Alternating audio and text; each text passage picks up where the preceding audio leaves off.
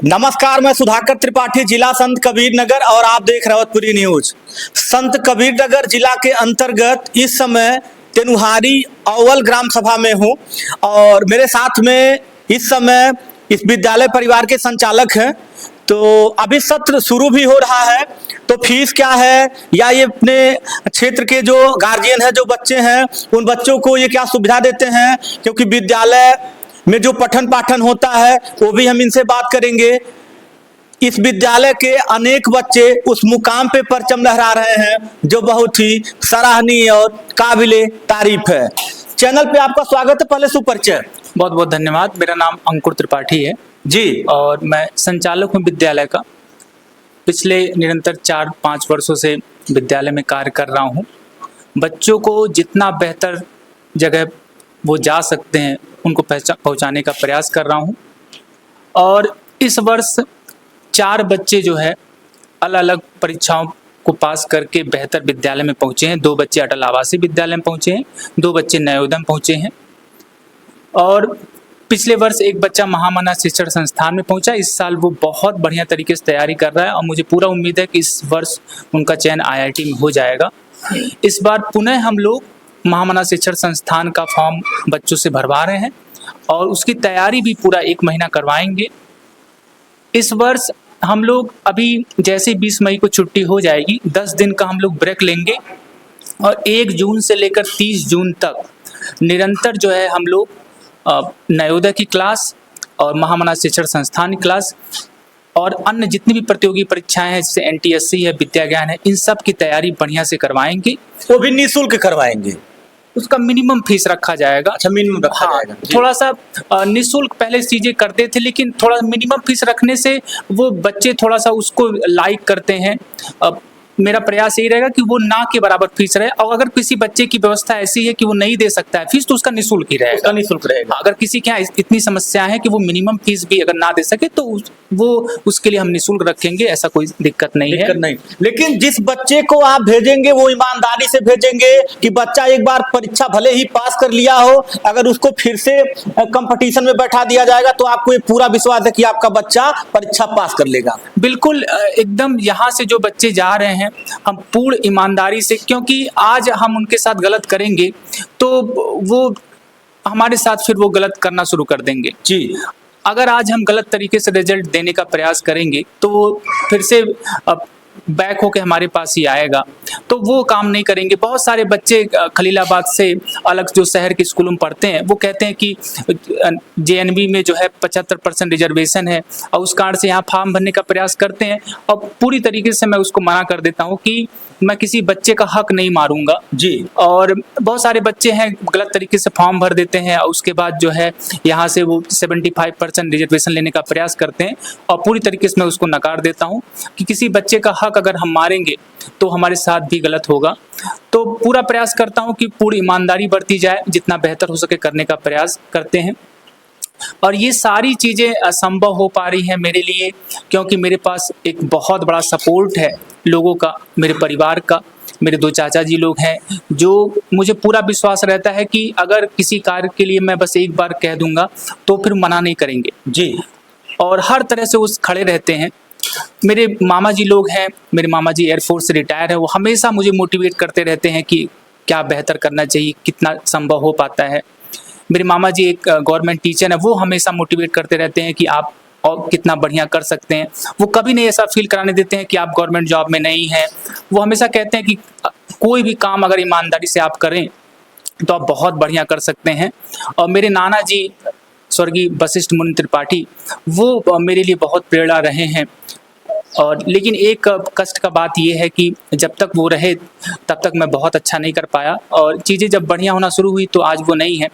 लेकिन मेरी एक इच्छा है कि जीवन में ज़रूर ऐसा कुछ करूं अपने बाबा जी के नाम पे और अपने नाना जी के नाम पे जो अमर हो जाए जो चीज़ें, और उसी के लिए मेरा प्रयास है। मेरी इच्छा है जीवन में, वो 5 साल में हो, 10 साल में हो, कभी भी हो, लेकिन इच्छा एक बहुत बड़ा, एक बहुत ईमानदारीपूर्ण विद्यालय बनाया जाए उनके नाम पे।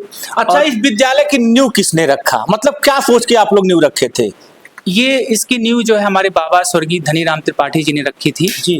और आज भी जब बहुत सारे गार्जियन आते हैं तो जब उनका फोटो यहाँ देखते हैं कहते हैं कि अगर ये व्यक्ति होते तो जितना फीस आप हमसे बोले हैं वो जरूर कम कराए होते जी। और वो कहते हैं कि आपके बाबा जी हमारा एक इतना बड़ा काम किए थे और बिना कुछ स्वार्थ के, बिना कुछ पैसा लिए, कि जिसका एहसान आज भी हम जो है चुका नहीं सकते। तो ये सुन के तो अंदर से बड़ी खुशी होती बड़ी खुशी होती है। आज किसी भी गांव में हम चले जाते हैं तो जरूर 5-6 लोग हमको मिल जाते हैं जो बाबा जी का नाम लेते हैं और ये बात कहते हैं कि बाबा जी ने आप हमारा ये काम करवाया था, और वो उसका एहसान मानते हैं।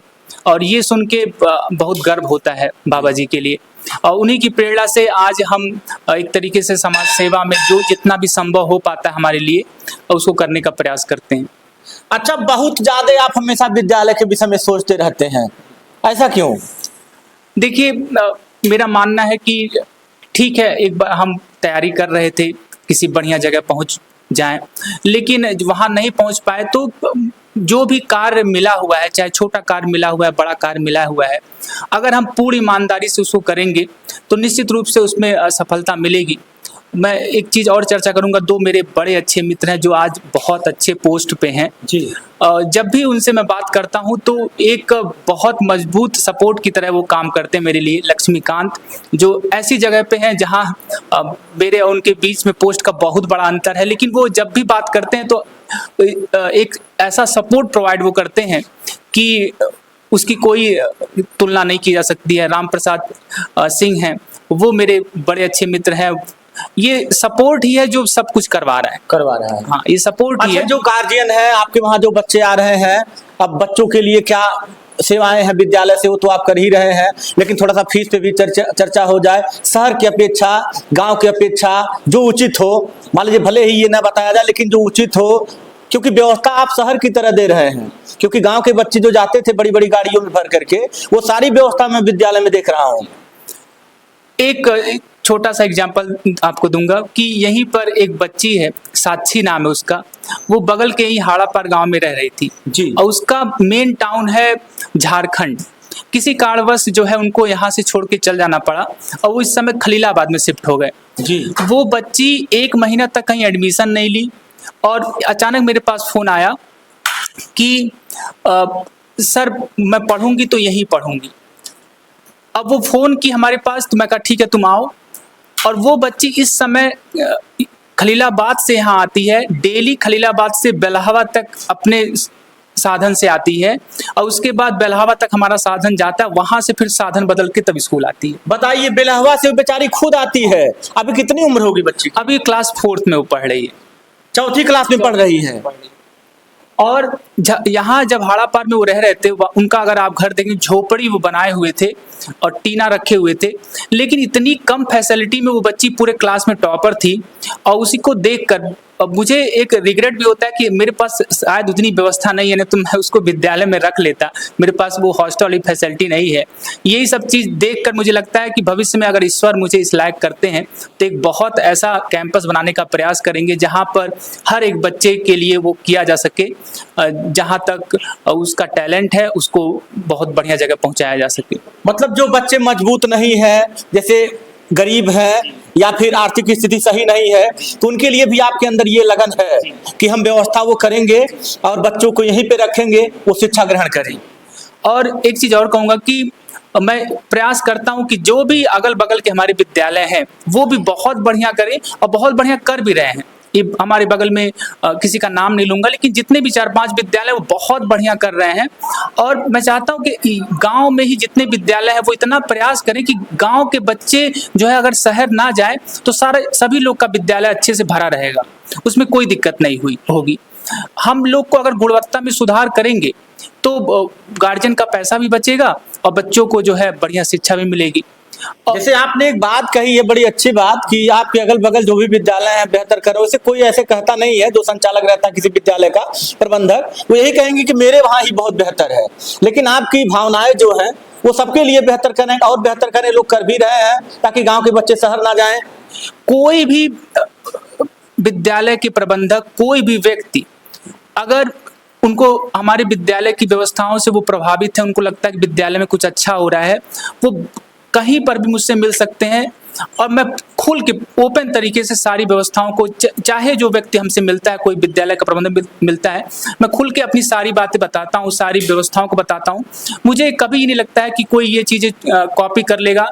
अगर मेरे द्वारा किसी भी अनजान व्यक्ति का थोड़ा सा भी लाभ हो जाता है तो मुझे बड़ी प्रसन्नता होती है, बड़ी प्रसन्नता होती है कि मैं किसी के काम आ पाया। और बहुत सारे विद्यालय में ये चीज़ें 4-5 लोग मेरे संपर्क में रहते हैं और निरंतर वो हमसे पूछते रहते हैं अलग चीज़ें, तो जितना मेरे से हो पाता है बताने का प्रयास करता हूँ। और अभी भी अगर जितने भी विद्यालय के, कोई भी विद्यालय के लोग जो विद्यालय को रन कर रहे हैं, बढ़िया करने का प्रयास कर रहे हैं, अगर थोड़ा सा भी सपोर्ट मेरे से हो पाता है तो मेरे लिए बड़ी खुशी की बात होगी। जी, में जो है गर्मी की छुट्टियों का अगर हम बेहतर तरीके से प्रयोग कर पाएँ, उसी के लिए जो है पढ़ाई की व्यवस्था की जाती है। 2 से 3 घंटे पढ़ाई करवाई जाती है, जिससे बच्चे अपना गर्मी की छुट्टियों को भी अच्छे से एंजॉय करें और साथ में पढ़ाई भी चलती रहे। और ये बड़ा अच्छा समय रहता है। अभी क्या है, स्कूल के टाइम में बहुत सारी चीज़ें चलती रहती हैं, बहुत सारा काम होता है जिसमें बहुत तसल्ली से हम लोग नहीं पढ़ा पाते, लेकिन गर्मी की छुट्टियों में सारा काम बंद रहता है, तो वो केवल पढ़ाई ही कराने का समय रहता है। 2-3 घंटे बहुत तसल्ली से हम लोग पढ़ाई कराते हैं और वो बहुत क्वालिटी वाली पढ़ाई रहती है। मैं निवेदन करूँगा सारे अभिभावक बंधु से कि 10 दिन के लिए अपने बच्चों को भेजें, लेकिन उसके बाद अपने बच्चों को फिर से वापस ले आएँ और गर्मी की छुट्टियों में समर कैंप में उसमें बच्चों को ज्वाइन कराएं। जी, लेकिन ये है कि आपका एक यही प्रयास है कि आपके क्षेत्र का जो भी बच्चा है या इस विद्यालय में जो भी पढ़ना चाहता है, अगर उसकी आर्थिक स्थिति सही नहीं है तो आप पूरा रुचि लेंगे उसको पढ़ाने में।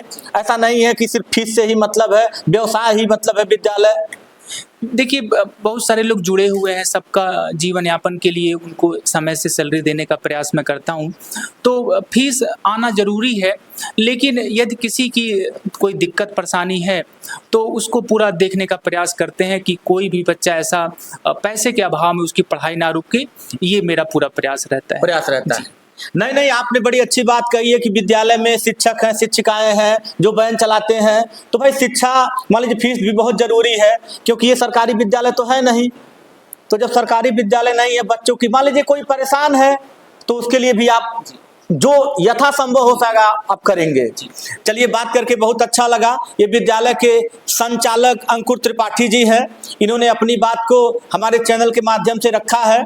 और आप लोग का क्या काम है कि अपनी राय दीजिए, इन्होंने क्या बात कही है या ये कितना बेहतर कर रहे हैं, और फिर हम इस विद्यालय पे आते रहेंगे। और आपने इतना कुछ सब कुछ कहा, इसके लिए धन्यवाद। मैं सुधाकर त्रिपाठी, जय हिंद।